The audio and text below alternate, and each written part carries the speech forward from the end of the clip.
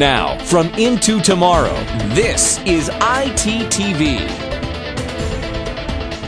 We're moving here at the Games for Health conference. I'm Rob Almanza from Into Tomorrow. We're at one of the best or most fun exhibits here at Games for Health. We're at the Exergame Fitness tent here with lots of cool games to get you pumped up and loving game and exercising at the same time. We're speaking to Ed Kasanders. How are you doing, Ed? I'm doing great. It's a fun event. We're having a good time over here. Very good. Now, Ed is the president of Exergame Fitness, and they're responsible for this cool setup here. So what can you tell us about your company? I heard that your main goal is to have people the ability, or give people the ability and power to move. So what can you tell us about that? I mean, it's exactly what we're doing. So we're encouraging activity through gameplay. So we want to create games and distribute games that encourage activity, movement, and keep the kids healthy and fitness. A little bit of educational part with academics, social behavior, that kind of thing as well too. But it's all about moving and motion and that kind of stuff. And you have several demonstrations here. For example, behind us we have the Brain Bike. What's that about? So the Brain Bike is a good example. So what we have here is it's a neurological brain fitness training game. So it's just like brain games you might use on a Nintendo or something. We have it on a bike, so you have to pedal the bike in order to play the game. And then it's doing different brain training exercises, which enable you to do better in school, do better in just working memory, processing, facial recognition, remembering names, doing arithmetic, whatever the games. There's 22 brain training games on there.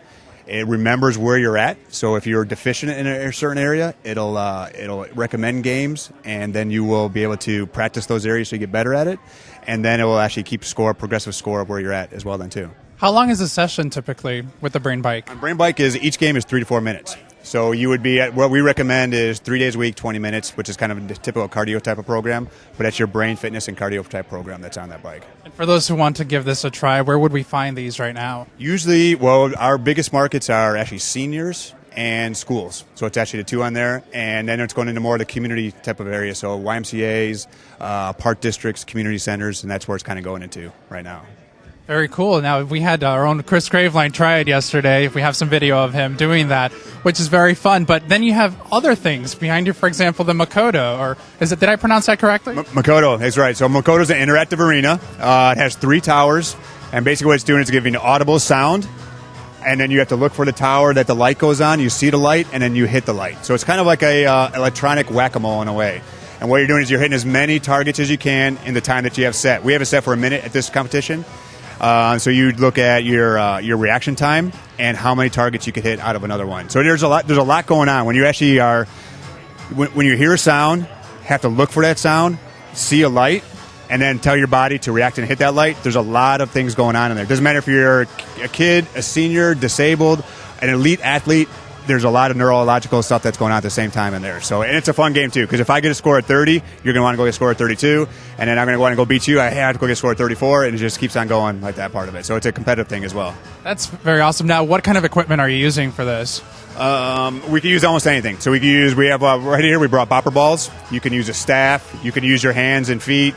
We use sometimes noodles on it. You can use almost literally any device. That's what keeps the creativity going too. So if we have a gym teacher and they want to do you use a certain device, a bean bag or something like that, you could actually hit it with this, or you could hit it with that. Boxing gloves, you could use it with any device that's out there.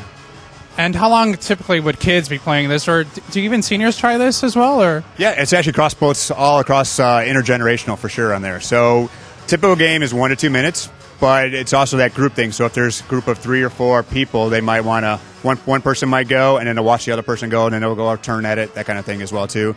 We could do a thing where all 3 people are playing at the same time, and they're each responsible for their tower, and then it's kind of a competition thing too, like a Simon Says type of competition that you could do on there as well also. But if you're playing by yourself, the Makoto, you play with all 3 different towers at the same time? Yeah, depending on your ability level. So for, say, little kids, we might just put the top set of lights off and do 1 tower.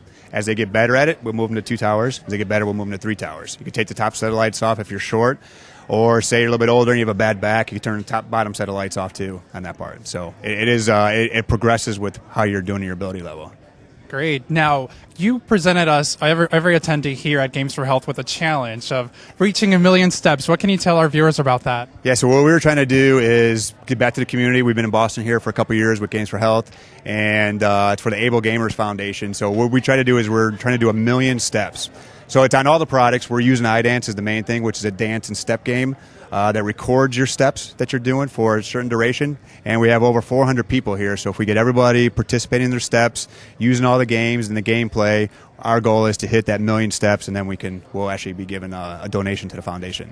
Now, the iDance, would you say it's similar to DDR, a Dance Dance Revolution kind of thing, and it's counting the steps, or how's it doing? Exactly right. So that was the first generation is DDR, which is a off-the-shelf music dance game from Konami. iDance is their own software. It's a PC-based software, so it has the ability to slow it down, speed it up, and then record the information too. So since it's PC-based, you can actually record your steps, record your duration, record your scores and performance, and then an ability to upload it to the website as well then too, so everybody can see it. And you have more pads, which makes it more interactive. More people can participate at the same time. Right, exactly. It's actually wireless, so it's up to 32 players. Can actually play the same game instead of 2 players on there. So it has that whole group atmosphere and that interaction and that kind of stuff as well. Awesome. Well, good luck with everything you guys are doing. It seems fun. I had a lot of fun. I think I contributed to over 200 steps yesterday, so I may go for another session. Perfect. Yeah, anytime, that'd be great. And if you want more info, log on to exergamefitness.com. And of course, we'll link you to their website at intotomorrow.com.